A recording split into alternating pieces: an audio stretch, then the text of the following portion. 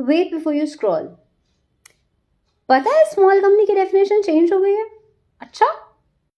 On 1st December 2025, the definition of small company has been changed under Section 2 of subsection 85 of subclause 1, which says that the paid up and the turnover shall not exceed 10 crores and 100 crores respectively. मतलब कि अब 10 crores का paid up होना चाहिए up to, and turnover shall be up to 100 crores. Only then a company will be considered a small company. Now many of you are asking कि इससे ease of compliances कैसे होगा?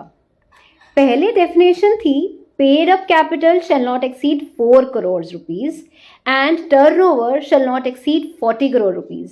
यानी 4 करोड़ के ऊपर वाली कंपनीज को हम नॉर्मल प्राइवेट कंपनीज मानते थे, और टर्नओवर अगर 40 करोड़ से ऊपर एक्सीड हो जाए तो भी वो नॉर्मल प्राइवेट कंपनीज में मानी जाती थी. That means it was not a small company. Now the ministry has raised the bar, which has been set to 10 crores and 100 crores of turnover respectively. This means that कि 4 करोड़ से ऊपर और 40 करोड़ से ऊपर वाली कंपनीज को भी स्मॉल कंपनी मान लिया गया है, and this will be covered under small companies. That means उनको अब सिर्फ और सिर्फ स्मॉल कंपनी के कंप्लायंसेस करने पड़ेंगे and not the normal private companies.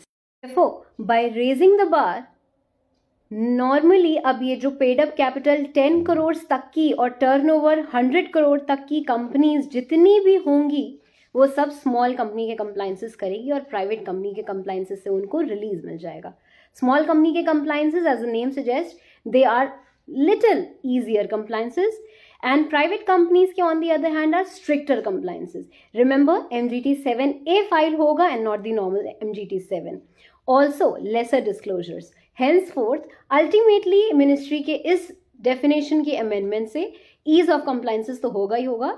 Further in future, company incorporations भी बढ़ जाएंगे because now more and more companies will be covered in the small company category. So people will be encouraged to create companies more, right? Enjoy and share it with your corporate buddies.